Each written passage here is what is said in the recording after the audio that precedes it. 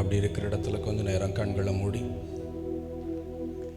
ஸ்தோத்திரம் ஆண்டவரே, இந்த நல்ல நேரத்துக்காய் ஸ்தோத்திரம், எங்களோட பேசுங்கன்னு சொல்லி கொஞ்ச நேரம் இருக்கிற இடத்துல கண்ணை மூடி அவரை பார்த்து, உமக்கு பிரியமானதை செய்ய எனக்கு கற்றுத்தாரும் தெய்வமே. உண்மையா கேட்கலாம்.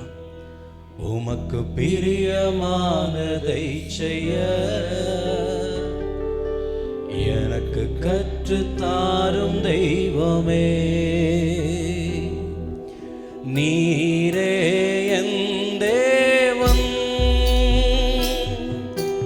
உம் நல்ல பரிசுத்த ஆவியானவர் செம்மையான வழியிலே நடத்த வேண்டுமே. செம்மையான வழியிலே நடத்த வேண்டுமே. மேக ஸ்தம்பமே, அக்கினி ஸ்தம்பமே, தேற்றும் தெய்வமே, துணையாளரே. மேக ஸ்தம்பமே, அக்கினி ஸ்தம்பமே, எங்களை நடத்தும் ஆண்டவரேன்னு கேளுங்க.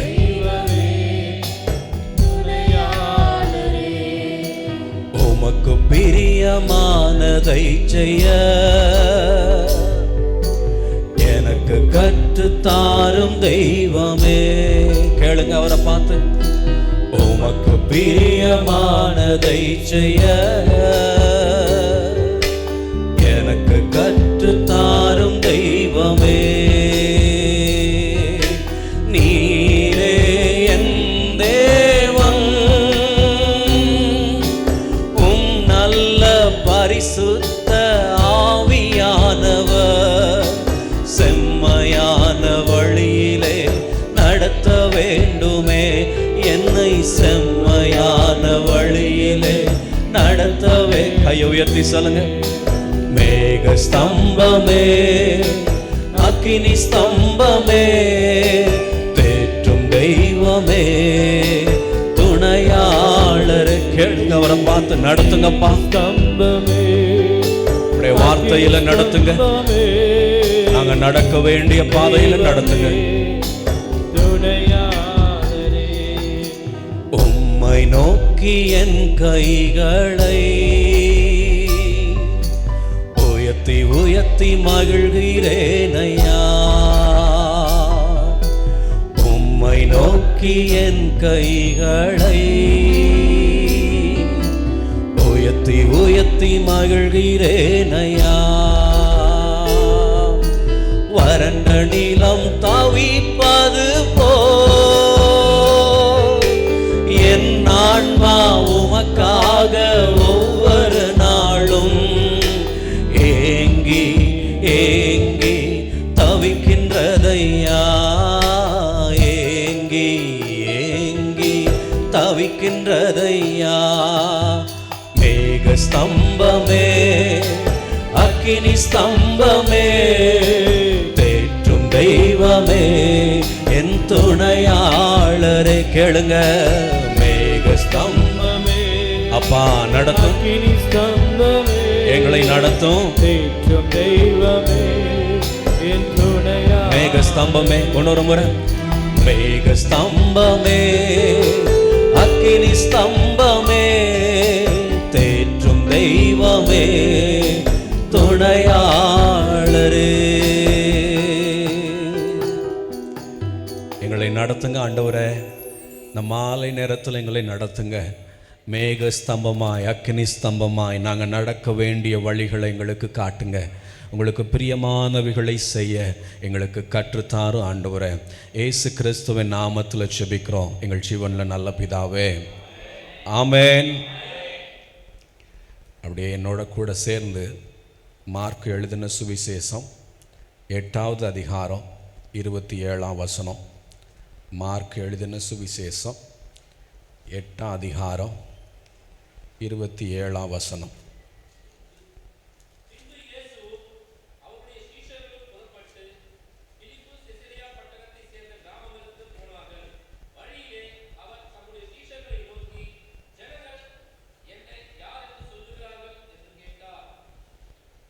வாசிங்க, அடுத்த ரெண்டையும் வாசித்து முடிச்சுருங்க. 28, 29.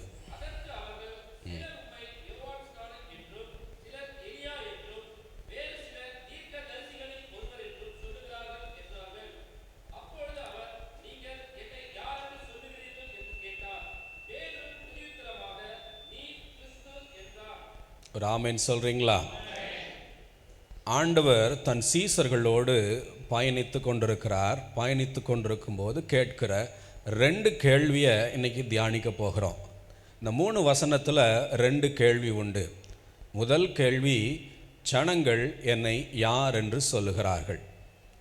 2வது கேள்வி, கொஸ்டின் நம்பர் 2, நீங்கள் என்னை யார் என்று சொல்லுகிறீர்கள். இந்த 2 கேள்விகளையும் தான் இன்றைக்கி நம்ம தியானிக்க போகிறோம். இயேசு நிறைய அற்புதங்களை செஞ்சுருக்கிறாரு, நிறைய அதிசயங்களை செஞ்சுருக்கிறாரு. இதெல்லாம் கூடவே இருந்த சீசர்கள் பார்த்துக்கிட்டே வர்றாங்க. திரள் ஜனங்கள் அவரை சுற்றி எப்பயும் இருப்பாங்க. அவர் எந்த ஊருக்கு வர்றாருன்னு காத்துக்கிட்டே இருக்கிறாங்க. அப்படி காத்துக்கிட்டே இருந்து அவர் வர்றது தெரிஞ்ச உடனே யாரெல்லாம் தேவையோடு இருக்கிறாங்களோ, சிக்னஸோடு இருக்கிறாங்களோ, பிரச்சனையோடு இருக்காங்களோ, ஓடி வந்து விழுந்துடுறாங்க. அத்தனை பேரும் நன்மையோடு திரும்பி போகிறாங்க. இப்படிப்பட்ட காலத்தில் ஆண்டவர் ஒரு கேள்வியை தன் ஜனத்தில், தன்னை சுற்றி இருக்கிற தன்னுடைய சீசர்கள்ட்ட வைக்கிறார். ஐயா, ஜனங்கள் என்னை யார் என்று சொல்லுகிறார்கள். ஒரு மனுஷனை யாருன்னு சொல்கிறதுக்கு அந்த மனுஷனோட கொஞ்சம் போல் பழக்கம் இருக்கணும். இந்த நபர், இந்த விஜய்ன்ற நபரை யாருன்னு சொல்லணும்னா வணக்கம் அப்படின்னு சொல்கிற அளவுக்கு ஒரு பழக்கம் உள்ள ஆள், ஒரு பெர்ஸ்பெக்டிவில் சொல்லுவான். ஆமாம், பார்க்க டீசெண்டாக இருப்பான்யா அப்படின்னு. கொஞ்சம் ஹாய் பாய்னு பேசி கொஞ்சம் சிரித்து பழகிற ஆள் வேறு விதமாக சொல்லுவான். அவன் கொஞ்சம் ரிசர்வ்டு டைப், அவ்வளோ ஈஸியாக யார்ட்டையும் பேச மாட்டான். ரொம்ப சிரித்து அவங்களோட ட்ராவல் பண்ணக்கூடிய அளவில் ரொம்ப க்ளோஸ் ஃப்ரெண்ட்ஷிப் இருக்கிறவங்க வேறு விதமாக அவரை பற்றி சொல்லுவாங்க. ஒரு மனுஷனை பற்றி சொல்லணும்னா அவங்களோட கொஞ்சம் பயணிச்சிருக்கணும், அவங்களோட கொஞ்சம் அறிமுகம் வேணும், அவங்களோட கொஞ்சம் பழக்கம் வேணும். இயேசுவை பற்றி யாருன்னு கேட்டுறாரு.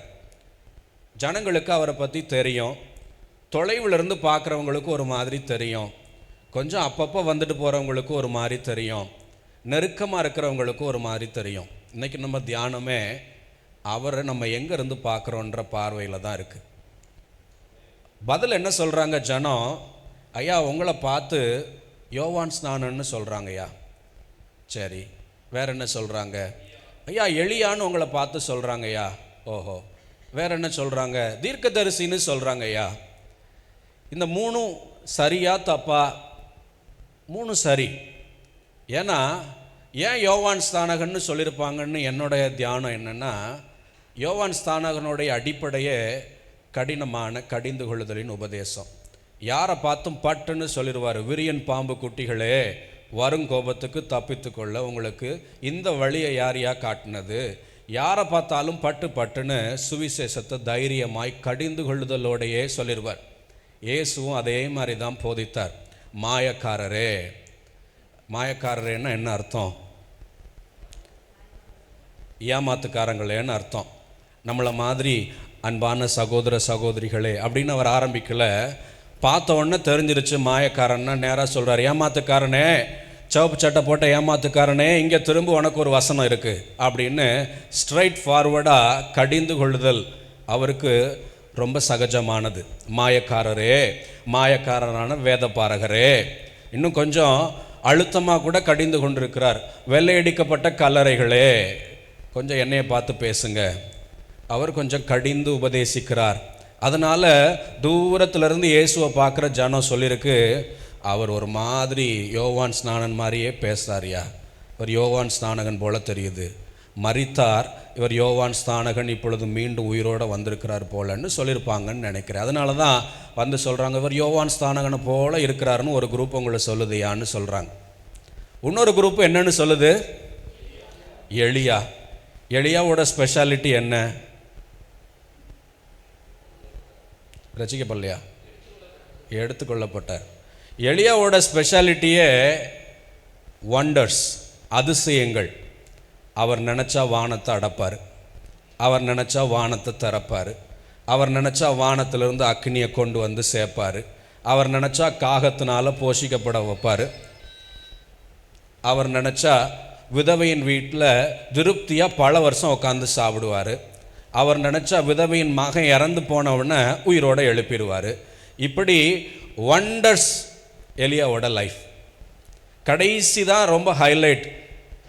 நம்மளை மாதிரி படுத்து சவப்பட்டியில் போல பரலவத்துக்கு, அப்படியே ஸ்பாட்டில் அக்கினிமயமான ரதங்கள் சல்லுன்னு வந்துச்சு. அப்படியே கையை பிடிச்சி உள்ளே ஏறிட்டார், அப்படியே போயிட்டார். பயங்கர ஒண்டர்ஸ். இஸ்ரவேல் ஜனம் இப்படி ஒரு ஒண்டர்ஸை கேள்வியே பட்டிருக்க மாட்டாங்கன்னு நான் நம்புகிறேன். இதுக்கு முன்னாடி இதை எங்கே பார்த்தோம்? அந்த வனாந்திரத்தில் பார்த்தோம். மோசை கூட்டு வந்தார் இல்லையா? திடீர்னு பார்த்தா வானத்திலிருந்து மண்ணாவாக விழுந்துச்சு, திடீர்னு பார்த்தா வானத்திலிருந்து காடையாக விழுந்துச்சு, திடீர்னு அந்த ஆள் கம்பை ஓன்றாரு, கடல் ரெண்டாக பிளக்குது, கம்பை காலை வைக்கிறாரு, யோர்தான் ரெண்டாக பிளக்குது, சுற்றி சுற்றி வந்தாங்க, கட்டடம் இடிஞ்சு விழுகுது. இப்படி ஒண்டர்ஸ் ஒண்டர்ஸ் ஒண்டர்ஸ் பார்த்தது அந்த வனாந்திரத்தில் மோசே நடத்தினப்ப.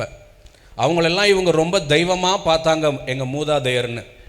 அப்படிப்பட்ட ஒண்டர்ஸை பார்த்த ஜனத்துக்கு அடுத்திருந்த மிகப்பெரிய ஒரு ஒரு ஒரு சூப்பர் ஹீரோ யாருன்னா எலியா. அவர் ஒரு அதிசயங்களின் மனிதன். அவர் வாழ்க்கையில் அவருக்கு அப்புறம் அப்படிப்பட்ட ஒரு ஒரு சூப்பர் நேச்சுரல் அதிசயங்கள் எல்லாம் வேதத்தில் நம்ம படிக்கலை. அவர் தான் வானத்தையும் அக்கினியையும் அந்த மாதிரி சூப்பர் நேச்சுரல் சேரியட்டில் ஒரு அக்கினிமயமான ரதத்தில் போன கதையெல்லாம் வேறு யாருக்கும் கொடுக்கப்படலை. அவரோட கம்பேர் பண்ணுறாங்க இயேசுவை. ஏன் கம்பேர் பண்ணியிருப்பாங்கன்னு நினைக்கிறீங்க ஐயா? கொஞ்சம் பதிலும் சேர்ந்து சொல்லுங்களேன். ஆமாம், இயேசுவும் ஒண்டர்ஸ் ஆஃப் ஒண்டர்ஸ். அவர் தொட்டா பார்வை அடைகிறான், சவப்பட்டியை தொடுறான், மரித்தவன் உயிரோடு எழுகிறான், குருடன் கண்ணை தொடுறாரு, சுகமாகுது, பிசாசு பிடிச்சவனை தொடுறான், சுகமாகுது. அவர்கிட்ட நடக்காதுன்னு ஒரு விஷயம் இல்லை. Everything is possible. Wonders wonders wonders. கடைசியாக எலியாக்கு அப்புறம் இப்போ தான் அந்த ஜனம் ரியலாக பார்க்குது. ஓ, இப்படியெல்லாம் கூட நடக்குமோ? ஒருவேளை இவர் எலியாவோ? அவர் மரிக்கலை, எலியா திரும்ப வருவான்னு சொல்லியிருக்காங்களே, ஒருவேளை இவர் தான் எலியாவோ அப்படின்னு ஒரு குரூப்பு இவரை எலியாவா நினைக்க ஆரம்பிச்சிருக்கு, எலியாவா சொல்ல ஆரம்பிச்சிருக்கு. சீசர் சொல்கிறார், ஐயா ஒரு குரூப் உங்களை எலியான்னு சொல்லுது. அடுத்து யாருன்னு சொன்னாங்கன்னு பார்த்தோம்? தீர்க்கதரிசி. ஏன் தீர்க்கதரிசின்னு சொல்கிறாங்க? ஏன்னா இயேசுவை பற்றி சொல்லும்போது சுவிசேஷத்தில் சொல்கிறாங்க, அவர்கள் நினைவுகளை அறிந்து, அவர்கள் சிந்தைகளை அறிந்து. அவங்க என்ன நினைக்கிறாங்க? எதிர்தரப்பில் வேதபாரர்கள் ஒரு ஆர்கியூமெண்ட்டோடு வர்றாங்கன்னா அவர்கள் நினைவுகளை அறிந்து படக்குன்னு பதில் வச்சுருப்பார். அவங்க என்ன யோசனையோடு வர்றாங்க, என்ன இன்டென்ஷனோடு வர்றாங்க, என்ன மோட்டிவோடு வர்றாங்க, பதில் வச்சுருப்பார். அவன் வாயை திறக்கிறதுக்கு முன்னாடியே பதில் சொல்லிடுவார். ஜனத்துக்கு ஒரே ஆச்சரியம், ஹவ் இட் இஸ் பாசிபிள். ஓ, இவர் ஒரு தீர்க்கதரிசி. தீர்க்கதரிசியோட நேச்சர் என்ன? மறைந்திருக்கிற ரகசியங்களை அவனுக்கு வந்து சொல்கிறது. உனக்கு மட்டும்தான் தெரியும்னு நினச்சியா? ஆண்டவருக்கும் தெரியும். ஆண்டவர் எனக்கு சொன்னார், எனக்கும் தெரியும். தாவீது மறைச்சு வச்சதை நாத்தானுவேல் வந்து சொல்கிறாரு கதவை தட்டி, ஐயா நீ மறைச்சு வச்சது ஆண்டவருக்கு தெரியும், ஆண்டவர் எனக்கு சொன்னார், இப்போ நான் உனக்கு சொல்கிறேன். அதே போல் ஆண்டவரும் அவர்கள் சிந்தனையை அறிந்து, அவர்கள் நினைவுகளை அறிந்து பட்டு பட்டு பட்டு பட்டுன்னு பதில் வச்சுக்கிட்டே இருந்திருக்கிறாரு. ஜனம் சொல்லுது, ஹீ இஸ் அ ப்ராஃபட். இப்படி ஜனம் அவரை எந்தெந்த பக்கத்தில் பார்க்குதோ அந்தந்த பக்கத்துலலாம் அவரை பற்றி ஒரு ஒரு ஒரு ஒரு ஒரு தன்மை உள்ளவராக, இப்படிப்பட்ட தன்மை உள்ளவர், இப்படிப்பட்டவராக இருக்கலாம்னு அவங்களோட பார்வையை சொல்கிறாங்க. நீங்கள் சின்ன வயசில் இந்த யானையை பற்றின கதை கேட்டிருப்பீங்க. ஒரு 5 குருடர்கள் யானையை பற்றி விவரிக்கிறாங்க. ஒருத்தன் போய் வாழை தொட்டு பார்த்துட்டு என்ன சொல்லுவான்? யானைன்னா நல்ல நீளமாக கயிறு போல் இருக்கும் போல் தெரியுது அப்படின்னு சொல்லுவான். ஒருத்தன் போய் தும்பிக்கையை தொட்டு பார்த்துட்டு என்ன சொல்லுவான்? இல்லை இல்லை இல்லை, யானை வந்து குழாய் போல் இருக்குது போல் தெரியுது, நல்ல நீளமாக குழாய் போல் இருக்குது. ஒருத்தன் வந்து வயிறை தொட்டு பார்த்துட்டு சொல்லுவான், யானை பலூன் மாதிரி இருக்கும்டா அப்படின்னுவான். ஒருத்தன் காலை தொட்டு பார்த்துட்டு, இல்லை இல்லை யானை தூண் போல் இருக்குது, யானைன்னா தூண். காதை தொட்டு பார்த்துட்டு சொலகு மாதிரி இருக்கும் போல் தெரியுது யானை. ஒவ்வொருத்தையும் ஒவ்வொரு மாதிரி அவனுக்கு எப்படி தோணுதோ, அவன் எப்படி பழக்கப்படுறானோ, அவன் எப்படி பார்க்குறானோ, அவன் எப்படி உணர்கிறானோ அப்படி விவரிக்கிறான். ஜனமும் அன்னைக்கு அப்படி தான் இருந்திருக்கு. அவங்க எப்படி எப்படியெல்லாம் பார்த்தாங்களோ அப்படி எப்படியெல்லாம் கிறிஸ்துவை விவரிக்கிறாங்க. அவர் தீர்க்கதரிசி, அவர் எலியா, அவர் யோவான் ஸ்நானன். இந்த பதில் எல்லாம் உண்மையா பொய்யா? ஜனம் சொன்ன இந்த பதில் எல்லாம் உண்மையா பொய்யா? உண்மை. ஆமாம், உண்மை தானே. இப்போ தானே வசனத்தோடு தானே பார்த்தோம், நடந்த நிகழ்வுகளோடு தானே பார்த்தோம், இதெல்லாம் உண்மை. பட் ஸ்டில் ஆண்டவருக்கு அதில் பெரிய மகிழ்ச்சி இல்லை. Is not impressed. அவர் ஒன்றும் வாவ் அப்படின்லாம் சொல்லலை. ஓ அப்படியா அப்படின்னு ரொம்ப நிதானமாக கேட்குறாரு. அவருக்கு அதில் அவர் எதிர்பார்த்த பதில் அதில் வரல. அவர் ரொம்ப முக்கியமான ஒரு பதில் எதிர்பார்த்து வந்திருக்கிறார். அந்த பதில் அவரில் வரல. இப்போ கடைசியாக கேட்குறார், சரி ஊர் கதையை விடு, நீ என்னை எப்படி பார்க்குற? ஆமென், ஹல்லேலூயா. இந்த மனுஷன் தன்னுடைய பார்வையை சொல்கிறார். இப்போ நான் ஒரு கேள்வியை வைக்கிறேன். நம்ம இந்த ஜனத்தை மாதிரி, இப்போ நம்ம அந்த எருசலேம் ஜனத்தில், இஸ்ரவேல் ஜனத்தில் அன்னைக்கு இருந்த ஜனத்தை மாதிரி கிறிஸ்துவை எப்படி பார்க்குறோம் அப்படின்ற ஒரு பார்வையை உங்கள் முன்னாடி வைக்கிறேன். இந்த பேதுருட்ட வந்து தனியாக கேட்குறாரு, அல்லது பேதுருட்டன்னு கேட்கல, சீசர்கள்ட்ட கேட்குறாரு, நீங்கள் என்னை யார் என்று பார்க்கிறீர்கள், யார் என்று அறிகிறீர்கள்? அதில் ஒருத்தர் சொல்கிறாரு, பேதுரு டக்குன்னு முன்னாடி வந்து என்ன சொல்கிறாரு? நீர் கிறிஸ்து. அப்போ சொல்கிறார் வாவ்.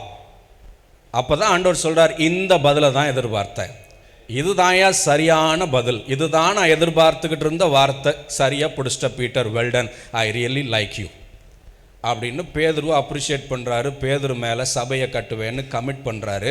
அப்படி ஒரு இம்ப்ரெசிவான பதிலை சொல்லிட்டார். ஏன் பேதுரு சொன்னதுக்கும் இந்த ஜனம் சொன்னதுக்கும் என்ன வித்தியாசம்? ஜனம் உண்மையைத்தானே சொல்லுச்சு. நீங்கள் தான் சொன்னீங்க கொஞ்சம் நேரத்துக்கு முன்னாடி, ஆமாம் உண்மையைத்தான் சொல்லுச்சுன்னு. ஏன் பேதுருக்கு மட்டும் ஒரு பெரிய அப்ரிசியேஷன்? வசனம் சொல்லுது, உன் மேலே என் சபையை கட்டுவேன்னு அவர் லூக்கால சொல்கிறார்.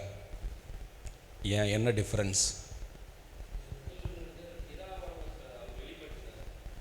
சரி, இது உன் மாம்சத்தில் இருந்து வரல, இது பரலோகம் உனக்கு தெளிவுபடுத்துது. சரி, பட் ஏன் ரெண்டு பதிலுக்கு ஒரு பதிலுக்கு மாத்திரம் அப்ரிசியேஷன்?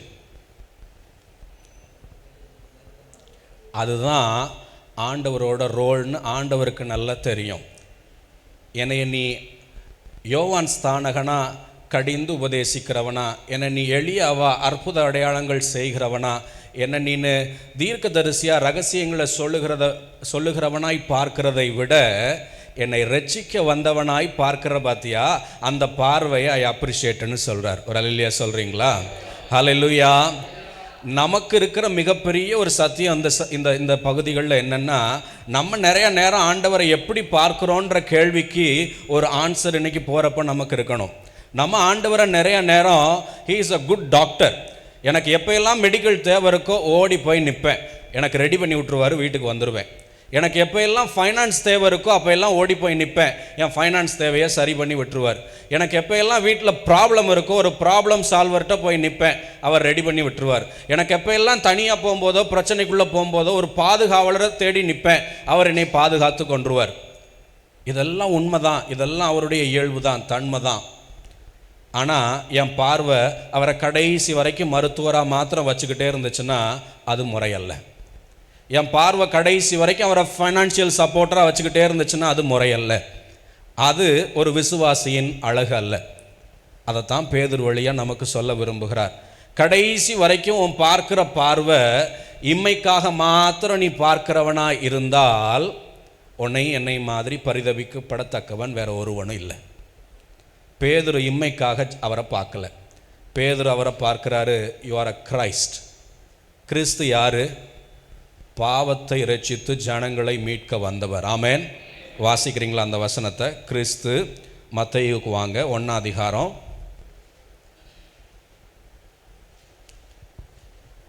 21 வாசிங்க. மத்தேயு 1:21.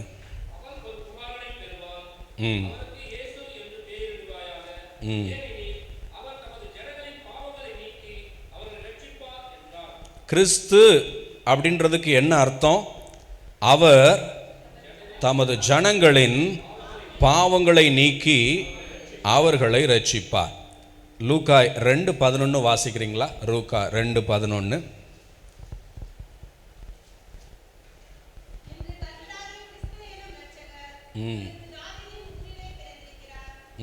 கிறிஸ்து என்னும், சத்தமாக சொல்லுங்களேன், கிறிஸ்து என்பவர் இரட்சகர். அவரோட மெயின் ரோல் பாவத்திலிருந்து ஜனங்களை மீட்டு போக வந்தவர். ஆமென், ஹல்லேலூயா. இந்த மொத்த ஜனமும் அவரை வேறு விதமாய் பார்க்கிறது. பேதுரு மாத்திரம் அவரை இரட்சகராய் பார்த்திருக்கிறார். ஆண்டவருக்கு ஒரே சந்தோஷம். சரியா பிடிச்சிட்ட பேதுரு, ஐ லைக் இட் அப்படின்னு சொல்றார். நம்ம பார்வையும் பேதுரு பார்வையோடு இருக்கணுன்றது இந்த செய்தியின் தாற்பயம். நான் கடைசி வரைக்கும் ஆண்டவரை ஒரு ஃபைனான்சியரா, ஒரு டாக்டரா, ஒரு ப்ரொடெக்டரா, ஒரு ப்ராப்ளம் சால்வரா, என்னை போஷிக்கிறவராகவே பார்த்துக்கிட்டே வாழ்ந்து வந்தேன்னா அது விசுவாசிக்குரிய அழகு அல்ல. அது ஒரு வளர்ச்சி அடைந்த முதிர்ச்சி அடைந்த விசுவாசி அல்ல. என் பார்வை ஆண்டவரை என்னை மீட்கிறவராய் அவரை பார்க்க வேண்டும். பரலோகத்துக்கு நேராக என்னை நடத்துகிறவராய் பார்க்க வேண்டும். ஒரு சமாதானக்காரனராய் பார்க்க வேண்டும். ஒரு கிறிஸ்துவாய் பார்க்க வேண்டும். கிறிஸ்து என்னென்னலாம் செய்வார்னு அப்போ கொஞ்சம் நேரத்தில் சொல்கிறேன். ஆனால் முதல் பார்வை, நான் அவரை கிறிஸ்துவாய் பார்க்க பழக வேண்டும். அவரை இம்மைக்காக மாத்திரம் நான் தேடி பழகிறது ஒரு சரியான பயிற்சி அல்லன்னு சொல்ல வருகிறேன். என்னுடைய முதல் கருத்து ஒன்று. எப்படி நான் என் ஆண்டவரை பார்க்குறேன்? நான் அப்படி ஒன்றும் பார்க்குற மாதிரி எனக்கு தெரியலையே, நான் எப்படி இதை செக் பண்ணுறதுன்னு சொன்னால், வால்யூம் கொஞ்சம் குறமா, விசிலிங் வருது. நான் எப்படி இதை செக் பண்ணிக்கிறதுன்னு சொன்னால், நான் உங்களுக்கு ஒரு சின்ன ப்ராக்டிஸ் ஒன்று சொல்கிறேன். உங்களுடைய அதிகால ஜெபம், காலை நேரம் நீங்கள் முதல்ல எழுந்திருக்கும் போது நீங்கள் ஆண்டவரை எதற்காக பார்க்குறீங்கன்னு உங்களை நீங்கள் செக் பண்ணுங்கள். ஒரு 2-3 நாள் செக் பண்ணுங்கள். காலைல எழுந்த உடனே ஆண்டவரை பார்க்குறீங்க இல்லையா, ஜோம் பண்ணணும்னு உட்காருறீங்க. என்ன காரணத்துக்காக ஜோம் பண்ணுகிறதற்கு உங்கள் இருதயம் ஏவப்படுதுன்னு பாருங்கள். அப்படி தான் நீங்கள் ஆண்டவரை பார்க்குறீங்க. ஏன்னா பிசாசின் தந்திரம் என்ன, காலையில் எழுந்த உடனேயே நமக்கு மேலே ஒரு 2 டாப்பிக்கை போட்டு போயிடுவான். அது ஆஃபீஸ் ரிலேட்டடாக 2 ப்ராப்ளத்தை போட்டுருவான், ஃபேமிலி ரிலேட்டடாக ஒரு ப்ராப்ளத்தை போட்டுருவான், சிக்னஸ் ரிலேட்டடாக ஒரு கவலையை போட்டு போயிடுவான். காலையில் எந்திரிச்ச உடனே நம்மளையும் அறியாமல் நம்ம மண்டையில் ஒரு 4-3 பிரச்சனை தானாகவே நிற்கும். நான் ஜெபத்தில் எடுத்த உடனேயே ஆண்டவரே என்னை சுகமாக்கும், ஆண்டவரே இந்த பிரச்சனையிலேருந்து வழி காட்டும், இப்படி தான் நான் ஜெபத்தையே ஆரம்பிப்பேன். அங்கே என்னை நீங்கள் பிடிச்சிக்கலாம், நான் ஆண்டவரை எப்படி பார்க்குறேன்னு. ஆண்டவரை நான் மருத்துவராய் பார்க்கறது தவறல்ல. ஆண்டவரை என் ப்ராப்ளம் சால்வராய் பார்க்கறது தவறல்ல. ஆண்டவரை என் ப்ரொடெக்டராக, என் பாதுகாவலராய் பார்க்கறது தவறல்ல. ஏன்னா வசனம் சொல்லுது, கேளுங்கள் அப்பொழுது உங்களுக்கு கொடுக்கப்படும், தட்டுங்கள் திறக்கப்படும். இதெல்லாம் அவர் சொன்னது தான். கேட்கிற எவனும் பெற்றுக்கொள்ளுகிறான். இது வேதத்தின்படி நியாயமானது. அன்னைக்கு ஜனம் சொன்ன பதிலும் நியாயமானது. ஆனால் ஆண்டவர் ஒரு படி மேலே கொஞ்சம் நம்மள்கிட்ட எதிர்பார்க்கிறார்ன்றதை புரிஞ்சுக்கொள்ளுங்க. ஆண்டவர் சுற்றி இருக்கிற ஜனத்திற்கும் சீசனுக்கும் ஒரு வித்தியாசத்தை காண்பிக்கிறார். அங்கே சுற்றி 10,000 பேர் இருக்கிற ஜனத்திட்ட கேள்வி கேட்டாங்க. ஜனம் சொல்லிச்சு, யோவான், எலியா, தீர்க்கதரிசி. இந்த 10,000 பேரை விட்டுட்டு சின்ன சர்க்கிளுக்குள்ளே வர்றார், இந்த 12 பேருக்குள்ளே வர்றார். நீ என்னை எப்படி பார்க்குற? அங்கேருந்து ஒரு முத்து முளைச்சி சொல்லுது, நீர் கிறிஸ்து ஆண்டவரேன்னு சொல்லுது. இப்போ கேள்வி உங்களுக்கு எனக்கு என்னென்னா, இந்த 10,000 பேரோடு இருக்க க்ரௌடில் ஒரு ஆளாக நான் இருக்க போகிறேன்னா, இல்லை அவரோட நெருங்கி நிற்கிற சீசர்களில் ஒருத்தர் நான் இருக்க போகிறேனான்றது என் பார்வையில் இருக்கிறது. பக்கத்தில் பார்த்து சொல்லுங்களேன், உங்கள் பார்வை, கிறிஸ்துவை நீங்கள் பார்க்கிற பார்வை, கிறிஸ்துவை நீங்கள் பார்க்கிற உங்கள் அனுதின பார்வை உங்களுக்கான இடத்தை காண்பிக்கும். புரிஞ்சவங்க ஒரு இல்லையா சொல்லுங்களேன். இந்த 10,000 பேரோட கூட்டம் அந்த வசனத்தை போட என்ஜான் நம்ம பார்த்த முதல் வசனம், அந்த மார்க்கு 8 வாங்க, 8, 26, 27. ஜனங்கள் அப்படின்ற வார்த்தைக்கு இங்கிலீஷில் என்ன போட்டிருக்கிறாங்கன்னு பாரு. வழியிலே அவர் தம்முடைய சீசர்களை நோக்கி ஜனங்கள், இதில் என்ன போட்டிருக்காங்க இங்கிலீஷில்? க்ரௌடுன்னு ஒரு இடத்துல பார்த்தேன் நான். சரி, ரைட். ஸோ நான் பார்த்த ஒரு மொழிபெயர்ப்பு, இது கிங் ஜேம்ஸ் வெர்ஷன் நினைக்கிறேன். நான் லிவிங் டிரான்ஸ்லேஷனில் பார்க்கும்போது க்ரௌட் என்னை பற்றி என்ன சொல்லுது, இந்த கூட்டம் என்னை பற்றி என்ன சொல்லுதுன்னு கேட்குறார். இப்போ நம்ம கேள்வி, நான் கூட்டத்தில் இருக்கிறேன்னா, இந்த பெரிய வட்டம் கூட்டத்தில் இருக்கிறேன்னா 10,000 பேரில், இல்லை இந்த சின்ன வட்டம் அவரோட பயணிக்கிற அந்த 12 பேரில் ஒருத்தனாக இருக்கிறேனான்றதான் கேள்வி. இந்த கூட்டத்தில் இருக்கிறதற்கும் 12 பேர்த்தில் ஒருத்தனாக இருக்கிறதற்கும் ஒரே ஒரு வித்தியாசம், என் பார்வையை பொறுத்து தான் இருக்குது. நான் கிறிஸ்துவை பார்க்குற பார்வையிலே பரலோகம் எனக்கான ஸ்தானத்தை, எனக்கான வட்டத்தை, எனக்கான இருப்பிடத்தை காட்டுது. நான் இன்னும் அவரை மருத்துவராகவே தேடிக்கிட்டே இருக்கேன். ஒன்றும் தப்பே இல்லை, நியாயமானது வேதத்தின்படி. நீ கொஞ்சம் கூட்டத்துக்குள்ளே இரு தம்பின்னு என்னை வெளியே வச்சுருவாங்க. நான் இன்னும் என் தேவைகளுக்காகவே அவரை தேடி தேடி வர்றேன். ஒழுக்கமாக வர்றேன் சர்ச்சுக்கு, ஒழுக்கமாக காலையும் மாலையும் என் ஆண்டவரை தேடுறேன், ஒழுக்கமாக வேதம் படிக்கிறேன். ஆனால் என் தேடுதல் முழுசும் ஒரு நோக்கத்துக்காகவே இருக்கிறது, அது பூமிக்கானவைகளாகவே இருக்குதுன்னா என்னை கொண்டு போய் க்ரௌடில் உட்கார வச்சுருவாங்க. ஆனால் அதையும் தாண்டி ஒரு படி மேலே அவரை நான் என்னைக்கு கிறிஸ்துவாய் பார்க்க ஆரம்பிக்கிறேனோ அப்போ எனக்கு இந்த நெருங்கிய வட்டத்தில் ஒரு இடம் கிடைக்குது. ஆமேன், ஹல்லேலூயா. என் பார்வை எனக்கான இடத்தை தருகிறது. ஒரு அல்லேலூயா சொல்கிறீங்களா? பக்கத்தில் பார்த்து மறந்துடாதீங்கன்னு சொல்லுங்கள். மறந்துடாதீங்க, கிறிஸ்துவை பற்றின உங்கள் பார்வை, கிறிஸ்துவை பற்றின உங்கள் தேடல் உங்களுக்கான இடத்தை காண்பிக்கும். அல்லேலூயா சொல்கிறீங்களா? ஹல்லேலூயா. புரிஞ்சிச்சுன்னு சொல்கிறவங்க சத்தமோ அல்லேலூயா சொல்லலாமே. ரைட், சரி. இப்போ மார்க் 8:31 அதே இதில் 31 வாசிங்க. அவர்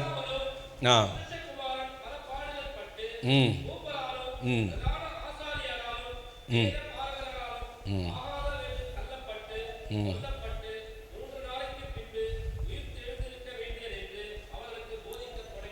அப்படியே கீழே வாங்க.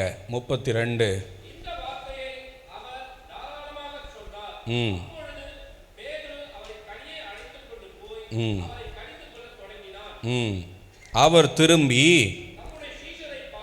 ம்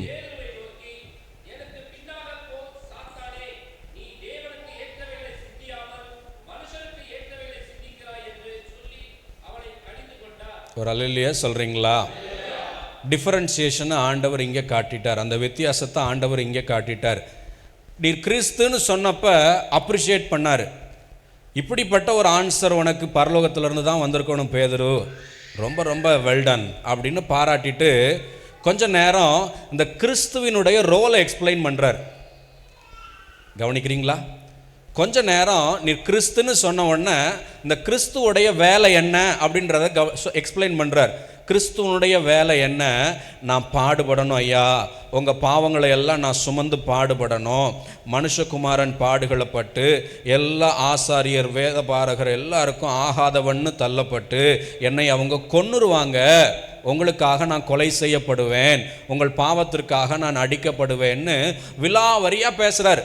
32 நீங்கள் பார்க்கலாம். இந்த வார்த்தைகளை அவர் தாராளமாக சொன்னார். அப்படின்னா நல்லா ப்ரீஃப் பண்ணுறார், நல்லா எக்ஸ்பிளைன் பண்ணுறார். இப்படியெல்லாம் உங்களுக்காக நான் மறிக்க வேண்டியது தான் கிறிஸ்து என்கிற என்னுடைய ரோல் அப்படின்னு அவர் சொன்ன ஆன்சருக்கு இவர் எக்ஸ்பிளனேஷன் கொடுத்துக்கிட்டே வர்றார். இந்த ஆன்சர் சொன்னப்போ இருந்த வேகம் இப்போ இன்னும் கொஞ்சம் வேகமாய் பேதுருக்கு வந்த உடனே ஆண்டவரை கூப்பிட்டு சொல்கிறார், நோ, நீர் கிறிஸ்து ஐயா, நீர் தேவகுமாரன், நீர் அப்படின்னா தூதன் வந்துடுவான். இப்படிலாம் ரொம்ப சின்ன சின்ன விஷயங்கள்லாம் சொல்லாதீங்க. இதெல்லாம் உலகத்தில் இருக்க ஒரு சாதாரண மனுஷனுக்கு நடக்கலாம், உங்களுக்கு நடக்கலாமா? நீங்கள் அப்படின்னா தூதன் வந்து உங்களை காப்பாற்றிட மாட்டானா? இது உங்களுக்கு நடக்கக்கூடாதையா, உங்கள் கௌரவம் போயிடும், உங்கள் இமேஜ் என்ன ஆகுறது அப்படின்ற மீனிங்கில் அவரை போய் கடிந்து கொள்கிறான். நோ ஆண்டவரை, இப்படி பப்ளிக்காக இப்படிலாம் சொல்லாதீங்க. அப்போ சொல்கிறார் ஆண்டவர், ஐயா நோ, நீ இன்னும் பூமிக்கானவைகளையே சிந்திக்கிற, நான் பரலோகத்துக்கானவைகளை சிந்திக்கிறேன். ஏன்? கிறிஸ்துவனுடைய ரோலே பாவத்திலிருந்து ஜனத்தை ரட்சிக்க வேண்டும்.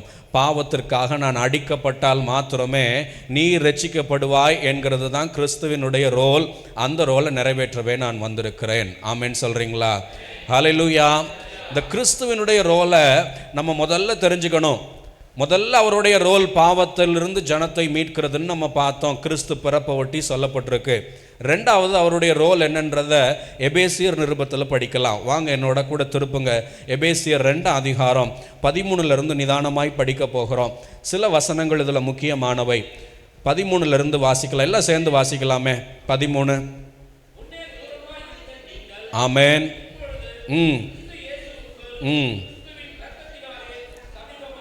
அந்த சமீபமானீர்கள்ன்றத கோடு போட்டுக்கோங்க, ஹைலைட் பண்ணிக்கோங்க. கிறிஸ்து செஞ்ச முக்கியமான வேலைகளில் ரெண்டாவது வேலை, அவர் எப்படி பாவத்தை மன்னித்து ரட்சித்தார் அப்படின்றத பார்த்தோமோ, அந்த ரட்சிப்பின் அடையாளத்தின் விளைவு என்னன்னா, என்னை பரலோகத்துக்கு ரொம்ப பக்கத்தில் கொண்டு போய் வச்சுட்டார். ஆமேன்னு சொல்கிறீங்களா? பரலோகத்துக்கு க்ளோஸாக போய் வச்சுட்டார், சமீபமாய் பண்ணி வச்சுட்டார். வாசிங்க அடுத்து. எப்படி எனில்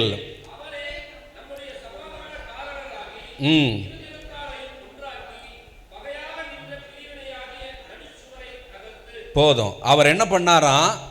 2 பேருக்கும் சமாதானத்தின் காரணர் ஆனார். கையை உயர்த்தி சொல்லுங்களேன், சமாதானத்தின் காரணர் அவரே.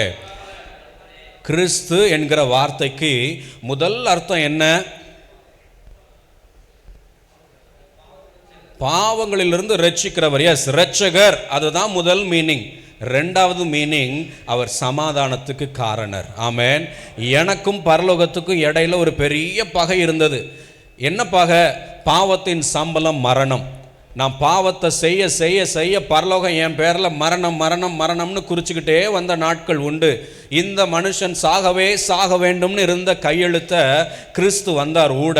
அவர் தன்னுடைய இரத்தத்தை சிந்தி, இந்த இரத்தத்தை நான் சிந்திருக்கிறேன் இந்த நபருக்காக, இவன் பேரில் இருக்கிற கையெழுத்தெல்லாம் மாற்றுங்க, இவன் பேர் இருக்க கையெழுத்தெல்லாம் குலைச்சி போடுங்க, இவன் பேரில் இருக்க எல்லா பெண்டிங் கேஸையும் என் பேரில் எடுங்க, அவனுக்காக நான் தண்டனையை அனுபவிக்கிறேன் அப்படின்னு சொல்லி எனக்கும் பரலோகத்துக்கும் இருந்த ஒரு பழைய பகையை, ஒரு ரிலேஷன்ஷிப் இஷ்யூவை சால்வ் பண்ணி கொடுத்தார்.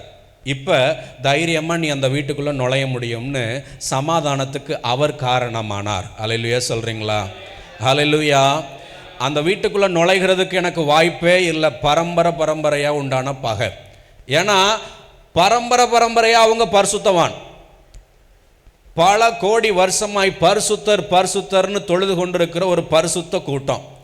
இது பல 1000 வருஷமாய் பாவத்திலே பிறந்து பாவத்திலே வளர்ந்து பொய்க்கு பிதாவினிடத்திலும் வளர்ந்த ஜனம். 2க்கு பாலம் கட்டினாலும் கட்டவே முடியாது. இப்படி இருந்த 2 டிஃப்ரெண்ட் குரூப்பை ஒருத்தர் சிலுவை என்கிறதுனால ஒரு பாலத்தை அமைத்து, இந்த சிலுவையில் நீ ஏறிப்போ தம்பி, உனக்காக நான் செலுத்த வேண்டிய எல்லா விலையையும் செலுத்திட்டேன். விலைக்கிரயத்தை அவர் செலுத்தினார். ஹல்லேலூயா, ஹல்லேலூயா. அவர் எனக்காய் சாபமானார், அவர் எனக்காய் தண்டிக்கப்பட்டார், அவர் எனக்காய் அடிக்கப்பட்டார். நான் தைரியமாக இன்னைக்கு வீட்டுக்குள்ளே நுழைய முடிகிறது. அவர் சமாதானத்தின் காரணராய் மாறிப்போனார். ஹல்லேலூயா சொல்கிறீங்களா? கிறிஸ்துன்னு ஒன்று எனக்கு வர வேண்டிய 2வது முக்கியமான யோசனை, சமாதானத்துக்கு காரணமானார். ஹல்லேலூயா. வாசிங்க, 15க்கு வாங்க. சட்ட திட்டங்களாகிய நியாயப்பிரமாணத்தை, ஆமென்,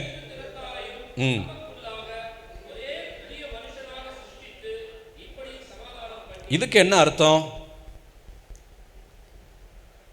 இதுக்கு என்ன அர்த்தம்? சட்டதிட்டங்களாகிய நியாயப்பிரமாணத்தை தம்முடைய மாம்சத்தினால ஒழித்து. எது நியாயப்பிரமாணம்? இப்போ நம்ம சொன்னது தான். இந்த தப்பு பண்ணால் இந்த தண்டனை நியாயப்பிரமாணத்தில் சொல்லப்பட்டிருக்கு. ஒருவன் இந்த மாதிரி வேசித்தனம் பண்ணால் அவனை கல்லால் அடிங்க, ஒருத்தன் இந்த மாதிரி திருடுனா அவனுக்கு இந்த தண்டனையை கொடுங்க அப்படின்னு பாவத்துக்கு தக்க தண்டனைக்கும் நியாயப்பிரமாணத்தில் சரியாக விவரிக்கப்பட்டிருக்கு. அப்படி என் மேலே நியாயப்பிரமாணத்தின் பேரில் நிறைய கம்ப்ளைண்ட் இருக்குது. அந்த தண்டனை எல்லாம் ஒன்றொன்னா நிறைவேற்றினா நான் 300 வருஷம் ஆயுள் தண்டனை அனுபவிக்க வேண்டி வரலாம். சும்மா ஒரு கணிப்பாக சொல்கிறேன். அப்படி என் பேரில் இருந்த எல்லா நியாயப்பிரமாணத்தின் தண்டனையையும் இவர் ஒழிச்சிட்டு இருதிறத்தாரையும், அந்த இருதிறத்தார் யார் தெரியுமா? நீதிமான்களாய் வாழ்ந்த நம்முடைய பழைய ஏற்பாட்டு விசுவாசிகள், பழைய ஏற்பாட்டு ஜனங்கள், ஆபிரகாம், மோசே, தாவீது, இவர்களெல்லாம் ஆண்டவருக்கு உண்மையாய் வாழ்ந்த ஒரு திறத்தார். இவங்க கிளைம் பண்ணுவாங்க, நான் உமக்கு எவ்வளோ உத்தமமாய் வாழ்ந்தேன். அவனுக்கும் எனக்கும் இந்த மாதிரி சாலமங்கலம் படப்பையில் வாழுகிற இவர்களுக்கும் ஒரே இடமா? ஆமாம், ஒரே இடம். ஏன்னா இவர்களை நான் இரத்தத்தினாலே சம்பாதித்தேன். இரு திறத்தாரையும் ஒரே புதிய மனுஷனாய் உருவாக்கினேன். ஒரே புதிய மனுஷனாய் உருவாக்கி பிதாட்ட காமிச்சு, ஐயா இதெல்லாம் மொத்தமாக நான் மீட்டு கொண்டு வந்த ஜனம், இவர்கள் எல்லாத்துக்கும் ஹால் டிக்கெட் வேணும், உள்ளே நுழைகிறதற்கு டிக்கெட் வேணும்னு பரலோகத்தில் அனுமதி டிக்கெட்டை வாங்கி தந்தார். ஒரு அல்லேலூயா சொல்கிறீங்களா? இரு திறத்தாரையும் தமக்குள்ளே புதிய மனுஷனாய் மாற்றி பரலோகத்தோடு சமாதானம் பண்ணி வைத்தார். ஆமென். ரைட். பகையை சிலுவையினாலே கொன்று. எந்த பகையை? எனக்கும் பரலோகத்துக்கும் இருந்த பகையை சிலுவையினாலே கொன்று, அதனாலே இரு திறத்தாரையும் ஒரே சரீரமாக தேவனுக்கு ஒப்புரவாக்கினார். மிச்சத்தை நீங்கள் வீட்டில் போய் பாருங்கள், நேரம் இல்லை. இப்போ நான் சொல்ல வர்றது 3வது முக்கியமான காரணம். இந்த கிறிஸ்து எனக்கு ஞாபகப்படுத்துகிற 3வது முக்கியமான காரணம். அப்படியே கொஞ்சம் கீழே வாங்க, 20ஆம் வசனத்துக்கு வாங்க. அப்போஸ்தலர் 19 வாசிக்கலாம். ஆகையால் நீங்கள் இனி அந்நியரும் பரதேசிகளுமாயிராமல் பரிசுத்தவான்களோட ஒரே நகரத்தாரும் தேவனுடைய வீட்டாருமாய் இருந்து அப்போஸ்தலர் தீர்க்கதரிசிகள் என்பவர்களுடைய அஸ்திபாரத்தின் மேல் கட்டப்பட்டவர்களுமாய் இருக்கிறீர்கள். அதற்கு கிறிஸ்து இயேசுதாமே மூளைக்கல்லாய் இருக்கிறார். அவர் மேல் மாளிகை முழுவதும் இசைவாய் இணைக்கப்பட்டு கர்த்தருக்குள் பரிசுத்த ஆலயமாக எழும்புகிறது. இப்போதான் முக்கியமான வசனம் 22. அவர் மேல் நீங்களும் ஆவியினாலே தேவனுடைய வாசஸ்தலமாக கூட்டி கட்டப்பட்டு வருகிறீர்கள். இந்த முன்னாடி பார்த்த ரெண்டு விஷயம், கிறிஸ்துன்னு எனக்கு மெமரியில் நிற்க வேண்டிய ரெண்டு விஷயம். ஒன்று, அவர் இரட்சகர், பாவத்திலிருந்து ரட்சிக்க வந்தவர். ரைட். அவர் ரட்சிக்கிறதுனால எனக்கு கிடைச்ச ரெண்டாவது முக்கியமான சமாதானத்துக்கு காரணர். இது ரெண்டும் டன். பக்கத்தில் பார்த்து சொல்லுங்க, இது ரெண்டும் டன். டண்டனக்கா டன். இதெல்லாம் முடிஞ்சிருச்சு. இது 2000 வருஷத்துக்கு முன்னாடியே நடந்து முடிஞ்சிருச்சு. அவர் சிலுவையிலே செய்து முடித்தார். ஆனால் ஒன்று ப்ரெசன்ட் டென்ஸ், ஒன்று நடந்து கொண்டே இருக்கிறது. அது என்ன? இந்த கடைசி வசனம். அவர் என்னை ப்ரிப்பேர் பண்ணிக்கிட்டே இருக்கிறார். எதற்காக? அவர் மேல் நீங்களும் ஆவியினாலே தேவனுடைய வாசஸ்தலமாக கூட்டி கட்டப்பட்டு வருகிறீர்கள். தேவன் தங்குகிற ஆலயமாக, தேவன் வாசம் செய்கிற ஸ்தலமாக என்னைய ப்ரிப்பேர் பண்ணிக்கிட்டே வர்றார். இதை அவர் ப்ரெசன்ட் டென்ஸில் பண்ணிக்கிட்டே வர்றார், நிகழ்காலத்தில் பண்ணிக்கிட்டே வர்றார். ஒவ்வொரு நாளும் என்னை பண்படுத்தி கொண்டே வருகிறார். எதற்காக? கிறிஸ்து எனக்குள்ளே தங்கி வாசம் செய்கிறதற்காக. இதுதான் முக்கியமான வேலை. இந்த காலையில் நான் எழுந்த உடனே அவரை மருத்துவரா, அவரை டாக்டரா, அவரை வக்கீலா, அவரை ஃபைனான்சியராக பார்க்குற பார்வையை விட அவரை நான் கிறிஸ்துன்னு பார்க்குறதற்கு எனக்கு ஆதாரமாக இருக்க வேண்டிய வரிகள் இவைகள். நான் அவர் வாசம் செய்க தகுதியான ஆலயமாய் கட்டப்பட்டு வருகிறேன். அதை நோக்கி பயணிக்கிறேன். அதற்காகவே தேடுகிறேன். இன்னும் நான் எப்படி இம்ப்ரெஸ் பண்ணட்டும், இன்னும் நான் எப்படி என்னை பரிசுத்தம் பண்ணி கொள்ளட்டும், இன்னும் நான் எப்படி உம்மோட நெருங்கி ஒருபடி நெருங்கி வரட்டும்ன்ற தேடுதல் எனக்குள்ளே இருக்குமே. ஆனால் நான் அவரை கிறிஸ்துவாய் பார்க்க ஆரம்பிக்கிறேன். புரிஞ்சவங்க அல்லையா சொல்லுங்களேன். ஹல்லேலூயா. நான் பூமிக்கானவைகளையே இம்மைக்கானவைகளையே தேடுகிற பாபத்திலிருந்து கொஞ்சம் போல் வெளியே வந்து இப்படிப்பட்ட ஒரு தேடுதல் எனக்குள்ளே இருக்கும்னா அப்போ சொல்லுவார் ஆண்டவர், வாவ், என்னை கிறிஸ்துவாய் பார்க்க ஆரம்பித்து விட்டான் இவன், என்னை கிறிஸ்துவாய் பார்க்க ஆரம்பித்து விட்டாள் இவள்னு எனக்கு உள்ளே இருக்கிற சர்க்கிளில் சீட்டு போட சொல்லுவார். ஆமென். அது வரைக்கும் வெளியே இருக்கிற சீட்டில் இடம் கொடுத்துருப்பாங்க. இதெல்லாம் ஒரு கூட்டம்தான், எல்லாம் ஆண்டவரை விசுவாசிக்கிற கூட்டம்தான் அப்படின்னு ஒரு பெரிய கூட்டத்தில் எனக்கு ஒரு மூலையில் சீட்டு இருக்கும். கடைசி வரைக்கும் நான் ஆண்டவரை மருத்துவராக பிடிச்சிக்கிட்டே இருப்பேன். என் பார்வையை என்னைக்கு மாற்றி, ஐயா அவர் தங்குகிற வாசஸ்தலமாய் என்னைய பண்படுத்துங்க, அவர் தங்குகிற தேவ ஆலயமாய் என்னைய பண்படுத்துங்கன்னு நான் தேட ஆரம்பிக்கிறேனோ, என் காலையை அப்படி நான் ஆரம்பிக்கிறேனோ, என் மார்னிங் டிவோஷன் அப்படி நான் இன்னும் மாற வேண்டிய இடம் என்னன்னு தேட ஆரம்பிக்கிறேனோ, அப்போ சீட்டை தூக்க சொல்லிடுவார். பக்கத்தில் பார்த்து சொல்லுங்கள், உங்கள் சீட்டை தூக்கி உள்ளே போடணும், உள்ளே இருக்கிற சர்க்கிளில் போடணும். உங்கள் பார்வையை கொஞ்சம் மாற்றுங்க. நாளைக்கு காலையிலேயே மாற்றிருங்க. ஹல்லேலூயா சொல்கிறீங்களா? ஹல்லேலூயா. 3 காரியம் கிறிஸ்து. கடகடன்னு சொல்லுங்கள், வீட்டுக்கு போகிறதுக்குள்ளே மறக்கக்கூடாது. 3 காரியம் கிறிஸ்து. முதல்ல என்னது? இரட்சகர். ரெண்டாவது, இது ரெண்டும் பாஸ்ட் டென்ஸு, முடிஞ்சிருச்சு 2000 வருஷத்துக்கு முன்னாடி. ப்ரெசன்ட் டென்ஸ் என்னது? என்னைய கட்டிக்கிட்டே வர்றார், டெய்லி கட்டிக்கிட்டே வர்றார். அப்படியே மெல்ல மெல்ல மெல்ல 2 அடியிலேருந்து 3 அடியிலேருந்து அப்படியே மெல்ல மாளிகை மெல்ல மெல்ல மெல்ல மேலே வளர்ந்து கொண்டே வருகிறது. நான் அனுமதிக்க அனுமதிக்க அனுமதிக்க அப்படியே கட்டுவார். லிண்டல் வருவார், சீலிங் போடுவார், அப்படியே மாளிகையாக கட்டிடுவார். சைடு மாத்திர செவர் மேலே ஓடல, அவர் இசைந்த மாளிகையாக கட்டி என்னைய எவ்வளவு நான் அனுமதிக்கிறேனோ அவ்வளவு மாளிகையாய் அலங்கரிப்பார். ஒரு அல்லேலூயா சொல்கிறீங்களா? அதுதான் எனக்கான கிறிஸ்து. அல்லேலூயா. எனக்கான கிறிஸ்துவை தேடுகிறது நமக்கு ரொம்ப ரொம்ப அவசியம். முதலாவது அவருடைய ராஜ்யத்தை தேடுங்க. முதலாவது இப்படிப்பட்ட கிறிஸ்துவின் நேசத்தை தேடுங்க. நல்லா அனுபவிப்பீங்க. மீதி எல்லாம் தேவையானதெல்லாம் தேடி தேடி பின்னாடியே வரும். அதை பற்றி நீங்கள் பாதர் பண்ண வேண்டிய அவசியமே இல்லை. நன்மையும் கிருபையும், சொல்லுங்களேன், நன்மையும் கிருபையும் இட் வில் ஃபாலோ மீ. என்னையை தொடர வேண்டிய நிர்பந்தம் அதுக்கு உண்டாயிடும். நான் தேடி போக வேண்டியதில்லை, என்னை தேடி அது வந்தாக வேண்டும்.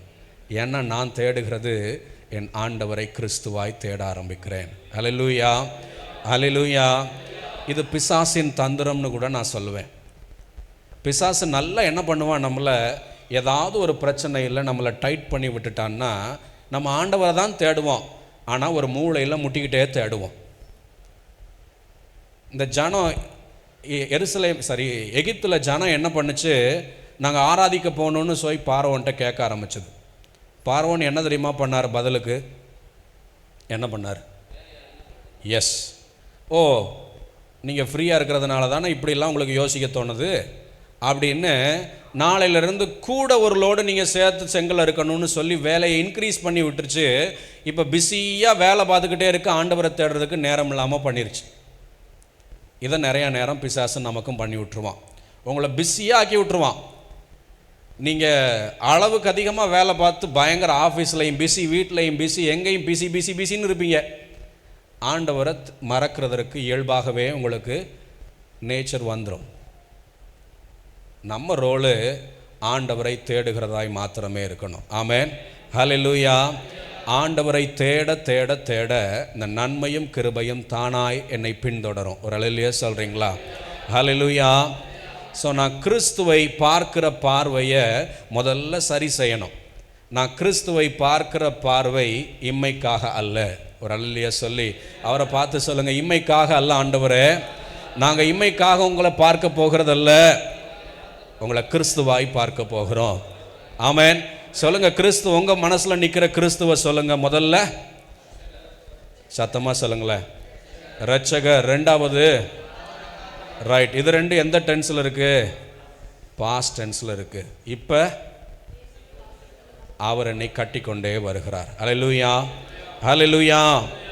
சரி, இப்போ கிறிஸ்துவை நாம் பார்க்கிற பார்வையில் கொஞ்சம் போல் நாம் சரி செய்யணும்னு பார்த்தோம். ரைட். இப்போ ஒரே ஒரு பாயிண்ட்டை மாத்திரம் சொல்லி முடிக்கிறேன். கிறிஸ்துவை பார்க்கிற பார்வையை நான் மாற்றணும்னா நான் ஒரு வேலை பண்ணணும். அவ்வளவு இயல்பாக என்னால் மாற்றிட முடியாது. இது ஒரு பயிற்சியில் மாற்ற முடியும். மெல்ல மெல்ல மெல்ல அதை பயிற்சி செய்ய ஆரம்பிக்கணும். என்ன, நான் முதல்ல இருந்து சொல்லிக்கிட்டே வர்றேன், இந்த வெளி வட்டத்துக்கும் உள் வட்டத்துக்கும் ஒரு வித்தியாசம் உண்டு. வெளி வட்டத்திலிருந்து பார்க்கிறவர்கள் வேறு விதமாய் பார்க்கிறார்கள், உள் வட்டத்தில் பார்க்கிறவர்கள் வேறு விதமாய் பார்க்கிறார்கள். நான் என் பார்வையை மாற்றினா சீட்டை அவர் உள் வட்டத்தில் போட்டுருவார்னு சொன்னேன். இந்த உள்வட்டம் எதை குறிக்கிறதுனா ஆண்டவரோடு இருக்கிற ஒரு ஃபெலோஷிப்பை குறிக்கிறது. ஆமென். இந்த பார்வை மாறணும்னா அவருக்கும் எனக்குமான அந்த ஃபெலோஷிப்பில் ஒரு மாற்றம் வேணும். இந்த ஃபெலோஷிப் மாறலைன்னா இந்த பார்வை மாறவே மாறாது. இது யாரும் ஒரு கட்டுப்படுத்தி வருகிற பார்வை அல்ல. இது யாரும் ஒரு இன்ஸ்ட்ரக்ஷனாக கொடுத்து வருகிறது அல்ல. ஒரு அகடமிக்கில் இது வரவே வராது. யாரோ ஒருத்தர் இன்றைக்கி சாயந்தரம் இந்த தாட் ப்ராசஸை உங்கள் மனசில் விதைச்சிட்டாரு, நாளை காலையிலேருந்து இது அப்படியே உங்களுக்கு பலூன் மாதிரி பூஸ்ட்னு வந்துடும். வரவே வராது. என்னைக்கு இது ஃபெலோஷிப்பில் நீங்கள் இன்க்ரீஸ் பண்ண ஆரம்பிக்கிறீங்களோ, என்றைக்கு ஃபெலோஷிப்பை நீங்கள் பிலீவ் பண்ண ஆரம்பிக்கிறீங்களோ, என்றைக்கு ஃபெலோஷிப்பை இன்க்ரீஸ் பண்ண ஆரம்பிக்கிறீங்களோ, மெல்ல மெல்ல மெல்ல பார்வை மாறிக்கொண்டே வரும். நான் ஒரே ஒரு வசனம், நமக்கு தெரிஞ்ச வசனத்தை காட்டுறேன், வாசிங்க என்னோட கூட. வெளிப்படுத்துதல் லூக்கா 10:41. லூக்கா 10:41.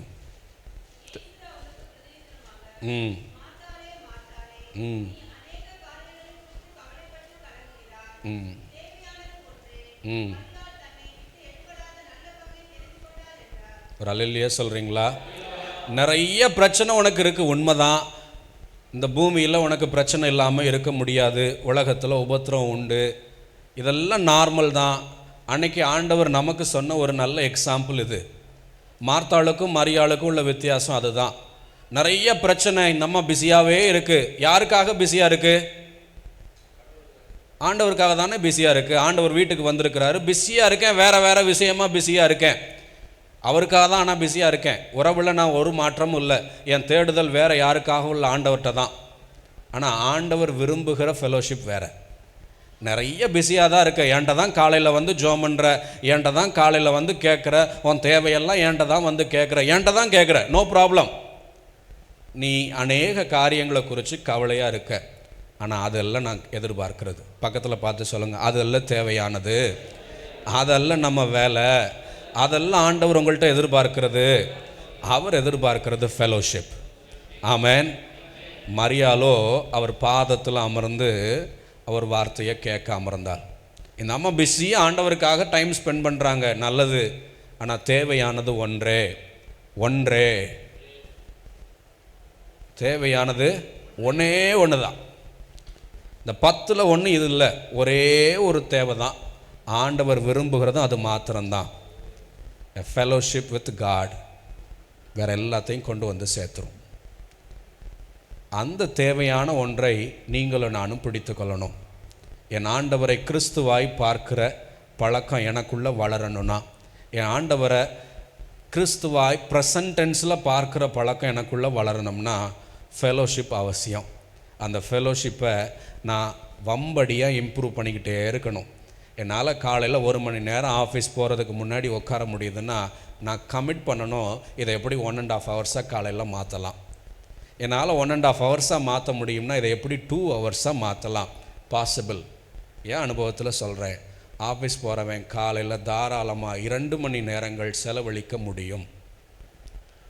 எவ்வளவுக்கு எவ்வளவு இந்த ஃபெலோஷிப்பை இம்ப்ரூவ் பண்ணுறோம், இன்க்ரீஸ் பண்ணுறோமோ அவ்வளவுக்கு அவ்வளவு அவரோடு இருக்கிற அந்த உறவில் வலுப்படுவோம்.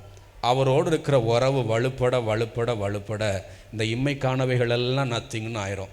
தேவைக்கு மிஞ்சி வந்துக்கிட்டே இருக்கும். எல்லாம் பெஸ்ட்டாக தான் இருக்கும். நீங்கள் வேணால் லைஃப் ஸ்டைலை பாருங்கள், எல்லாம் பெஸ்ட்டாக தான் இருக்கும். ஆனால் கண் அதில் போகவே போகாது.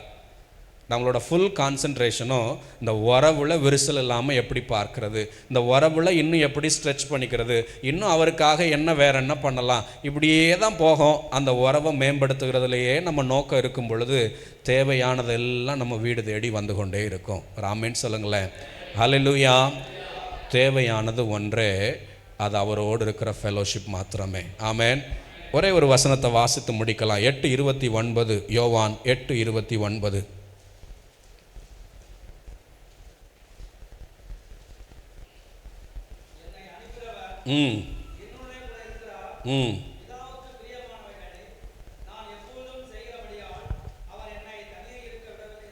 எல்லாம் சேர்ந்து வாசிங்க. கடைசி வசனம் இதுதான். எல்லாம் சேர்ந்து வாசிங்க. இது ஆண்டவரோட ஸ்டைல். பக்கத்தில் பார்த்து சொல்லுங்கள், இது இயேசுவின் ஸ்டைல். இயேசு அவரோட லைஃப்பில் நடந்ததை, அவரோட எக்ஸ்பீரியன்ஸை ஷேர் பண்ணியிருக்கிற வார்த்தை இது. ஆமென். என்னை அனுப்பினவர் என்னோட கூட இருக்கிறார். பிதாவுக்கு பிரியமானவைகளை நான் எப்போதும் செய்கிறபடியால் அவர் என்னை தனியே இருக்க விடவில்லை. அவருக்கும் அவங்க அப்பாவுக்கும் உள்ள ஃபெலோஷிப் இது. இயேசுவுக்கும் அவங்க அப்பாவுக்கும் உள்ள ஃபெலோஷிப் இது. எப்படிப்பட்ட ஃபெலோஷிப்பா? அவர் தனியே இருக்க விடவே இல்லை. எப்போ தனியே இருக்க விடாது இருக்கிறாருன்னா அங்கே ஒரு முக்கியமான வார்த்தையை பதிச்சு வச்சிருக்கிறார். எப்போ அவர் தனியே இருக்க விட மாட்டாராம்?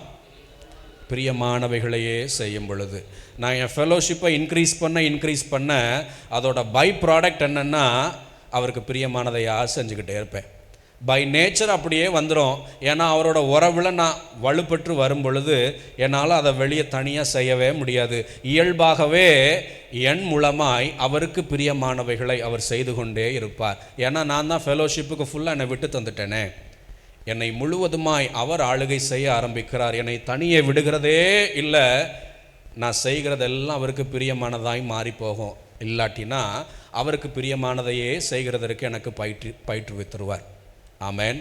என்னைக்காவது அந்த பிரியம் இல்லாமல் கொஞ்சம் வெளியே செயல்பட்டுட்டோம்னா நமக்கு நன்கு தெரியும் ஏதோ ஒரு பெரிய தவறு நடந்திருக்கு, இல்லை இதுதான் தவறு நடந்திருக்குன்னு. அன்னைக்கு தூங்குறதுக்கு முன்னாடி அதை ரிசால்வ் பண்ணிட்டு தான் தூங்கவே தோணும். நீங்கள் பயிற்சி செஞ்சு பழகுங்க, நீங்களும் இதே நிலைமைக்கு வர முடியும். இதே உணர்வு உங்களுக்குள்ளேயும் வர முடியும். யாரையாவது ஒருத்தரோட பயங்கர கோபப்பட்டுட்டீங்க, யாரையாவது ஒருத்தரோட கொஞ்சம் பெருமையை காட்டிட்டீங்க, இல்லை நான் ரொம்ப இன்ஃபீரியராக ஃபீல் பண்ணிட்டேன் அவங்க பேசும்போது அப்படின்னு ஒரு மாதிரி ஏதோ ஒன்று உறவுக்கு அடுத்த பிரச்சனைகள் வந்துருச்சுன்னா அன்றைக்கி சாயந்தரத்துக்குள்ளே அதை ரிசால்வ் பண்ணலைன்னா you will not have a peaceful night. நான் கேரண்டியாக சொல்கிறேன். அதுதான் ஆண்டவருடைய இயல்பு. நீயே வெக்கத்தை விட்டுட்டு போய் சரண்டராக சொல்லிடுவார். நீங்கள் போய் சரண்டர் ஆயிடுவீங்க. You will have a peace, you will have a comfortable peace. Amen, hallelujah. அவருடைய உறவில் வளருகிறது ரொம்ப ரொம்ப அவசியம். உறவில் வளர வளர பிரியமானவைகளை மாத்திரமே செய்வோம். பிரியமானவைகளை செய்கிறதுனால திரும்பவும் அவர் என்னை தனியே விடுகிறதே இல்லை. என்னோடய ரிலேஷன்ஷிப் இன்னும் இன்னும் இன்னும் இன்க்ரீஸ் ஆகும். அது ஒரு சர்க்கிள் மாதிரி திரும்ப திரும்ப நடக்கும். சரி, குயிக்காக பார்த்ததை மாத்திரம் ரீகேப் பண்ணுங்க. எந்த வசனத்தில் ஆரம்பித்தோம்? ரைட். என்ன யாருன்னு பார்க்குறீங்க? ஜனம் எப்படி பார்த்தாங்க? எலியா, யோவான் ஸ்நானகன், தீர்க்கதரிசி. ஆனால் அதில் அவர் இம்ப்ரெஸ் ஆகலை. எதில் இம்ப்ரெஸ் ஆனார்? கிறிஸ்துன்னு பார்க்குற பார்வையில் இம்ப்ரெஸ் ஆனார். நான் கற்றுக்கொண்ட சத்தியம் என்ன? அவரை நான் மருத்துவராக, ப்ரொடெக்டராக, ஃபினான்ஷியல் ப்ரொவைடராக மாத்திரம் பார்க்கிறவன்னா என்னை போல் பரிதாபப்படக்கூடிய ஆள் அல்ல. இம்மைக்காக மாத்திரம் தேடுகிறவன் அல்ல. அந்த வட்டத்தை விட்டு கொஞ்சம் போல் இன்னர் சர்க்கிளில் சீசர்கிட்ட வந்து கேட்குறாரு, நீ என்னைய யாருன்னு பார்க்குற? நான் சீசனாக இருக்க விரும்புகிறேன். நான் அவரை கிறிஸ்துவாய் பார்க்க பழகுகிறேன். ஆமென், அல்லேலூயா. என்னைக்கு என் பார்வை கிறிஸ்துன்னு மாறுதோ அன்னைக்கு என் சீட்டும் மாறுது. இந்த க்ரௌடிலேருந்து என்னை தூக்கி சீசன்ற பொசிஷனை கொடுத்து உள்ளே கொடுத்துட்றாரு.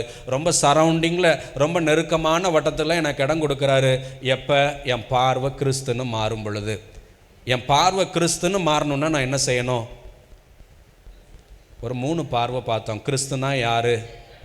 அவரை இரட்சகராய் பார்க்கணும். என்னை பரலோகத்துக்கு கூட்டிகிட்டு போகிறவர்னு பார்க்கணும். 2வது, எனக்கும் பரலோகத்துக்கு இடையில் உள்ள இடைவெளியை சமாதானப்படுத்தினவர்னு பார்க்கணும். அதுதான் எனக்கு ப்ரைஸ்லெஸ்ஸாக மாறணும்.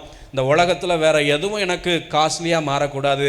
இந்த கிஃப்ட்டு தான் ப்ரைஸ்லெஸ்ஸாக மாறணும். என் மார்னிங் செக்கு தான் நான் எந்த பொசிஷனில் இருக்கேன்னு என்னை இண்டிகேட் பண்ணும். மார்னிங் எழுந்த உடனே நான் எப்படி என் ஆண்டவரை பார்க்குறேன்? அவரை மருத்துவராக, தேவைகளை சந்திக்கிறவராக பார்க்குறேன்னா, என்னை மீட்டவராய் பரலோகத்துக்கு கூட்டு போகிறவராக பார்க்குறேன் நான் பார்த்தா, நான் கிறிஸ்துவை என் பார்வையில் எப்படி வச்சுக்கிறேன்னு என்னைய ஈஸியாக கண்டுபிடிச்சிட முடியும்.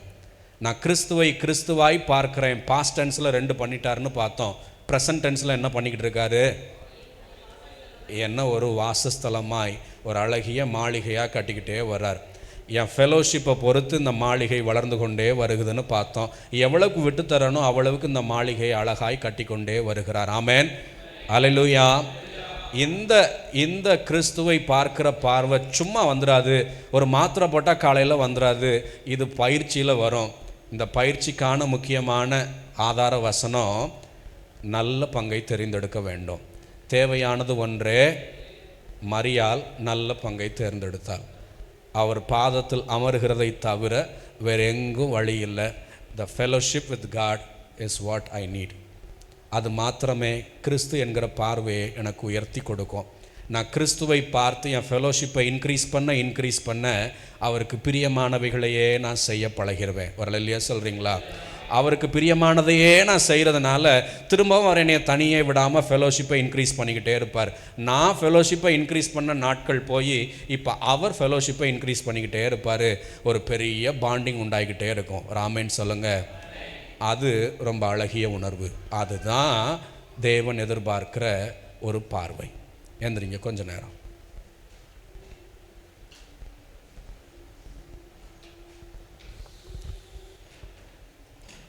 கண்ணை மூடி, என் ஆண்டவரே இந்த வார்த்தைக்கு நன்றின்னு சொல்லுங்கள். எங்கள் அப்பா இந்த வார்த்தைக்கு நன்றின்னு சொல்லுகிறேன். ஆண்டவரே, என் தகப்பனே இந்த வார்த்தைக்கு நன்றின்னு சொல்லுகிறேன். நாங்கள் கிறிஸ்துவை பார்க்க வந்திருக்கிறோம்னு சொல்லுங்கள். நாங்கள் மருத்துவராயுமை பார்க்கலை. நாங்கள் ஃபைனான்ஷியல் சப்போர்ட்டராய் மாத்திரம் உங்களை பார்க்கலை. நாங்கள் ப்ராப்ளம் சால்வராய் மாத்திரம் உங்களை பார்க்கலை. போஷிக்கிறவராய் மாத்திரம் உங்களை பார்க்கலை. உங்களை முதல்ல கிறிஸ்துவாய் பார்க்குறோம்னு சொல்லுங்கள். ஆண்டவரே, நாங்கள் உங்களை முதல்ல கிறிஸ்துவாய் பார்க்குறோம். ஆண்டவரே, எங்கள் தேவையெல்லாம் ஒன்று தான். உங்களை கிறிஸ்துவாய் பார்க்குற சுபாவம் எங்களுக்குள்ளே வளரட்டும்னு கேளுங்க. அவர்கிட்ட கேளுங்க. நீங்கள் வாஞ்சையாக கேட்டால் உங்களை பலப்படுத்துவார். அவர்கிட்ட கேளுங்க. நீங்கள் வாஞ்சையாக கேட்டால் உங்கள் உள்ளத்தில் ஒரு பலத்தை வைப்பார். அவர் ஏங்குகிறார். உங்கள் இதய கதவை தட்டி கொண்டே இருக்கிறார்னு வசனம் சொல்லுது.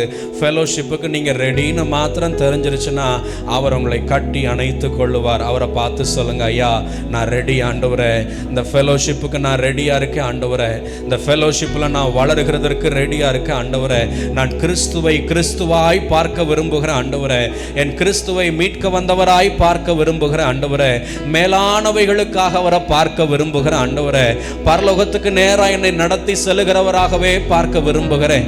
என் தியானம் அவரை அப்படியாகவே பார்க்கிறது ஆண்டவரே. அப்படி என் வாழ்க்கை மாறட்டும்னு கேளுங்க. என் பார்வை கிறிஸ்துவை கொண்டு என் கிறிஸ்துவை பார்க்கிற பார்வை அப்படி மாறட்டும்.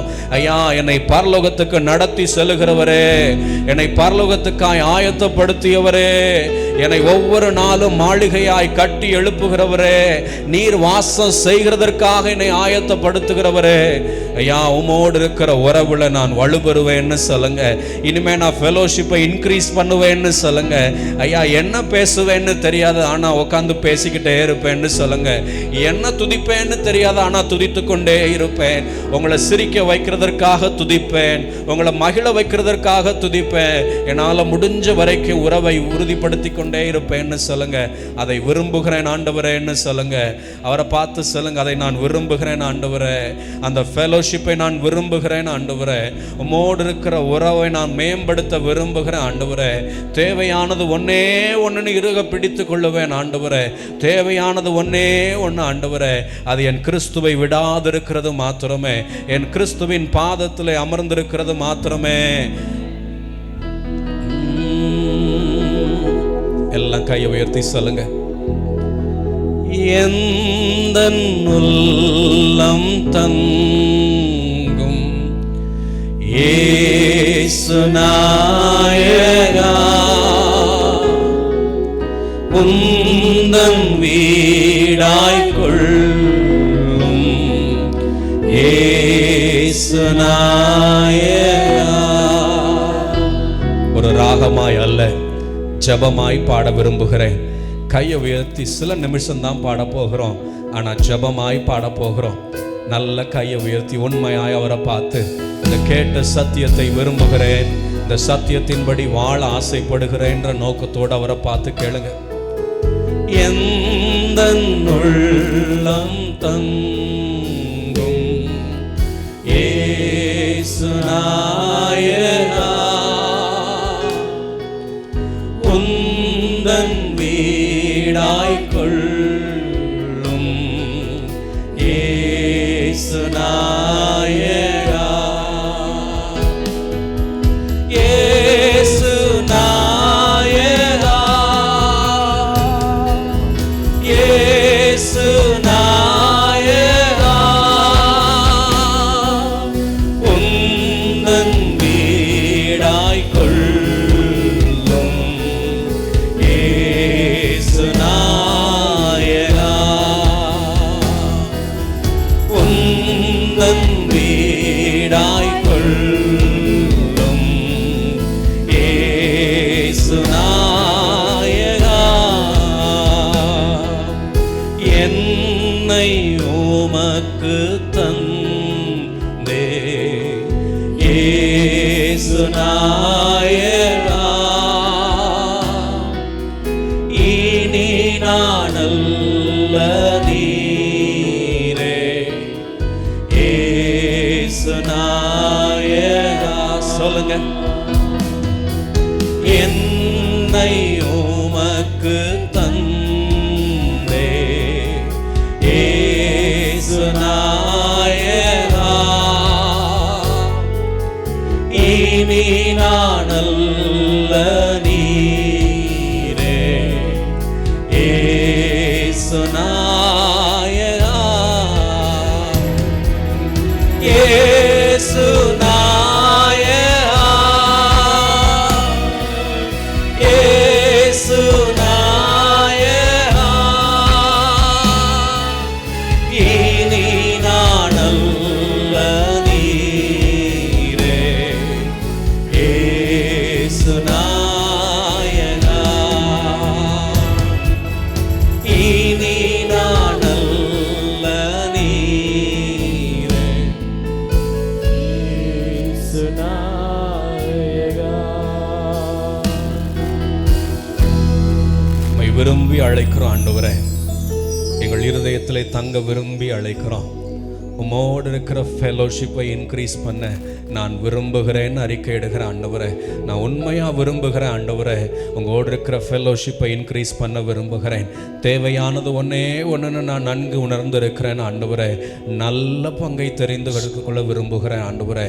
ஐயா, உம்மோடு இருக்கிற உறவில் வளர்ந்து உம்மை கிறிஸ்துவாய் பார்க்கிற பார்வைக்குள்ளே மாற விரும்புகிறேன். நான் சீசன் என்கிற வட்டத்துக்குள்ளே இருக்க விரும்புகிறேன் ஆண்டவரே.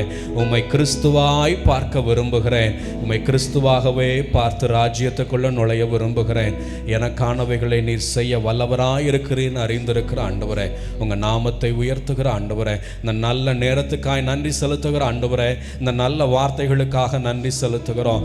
இவைகள் 30, 60, 100 பலன் தரட்டும் ஆண்டவரே. உடைய ராஜ்யத்துக்கு எங்களை ஆயத்தப்படுத்தட்டும். நீர் மாத்திரம் மகிமையடைங்க.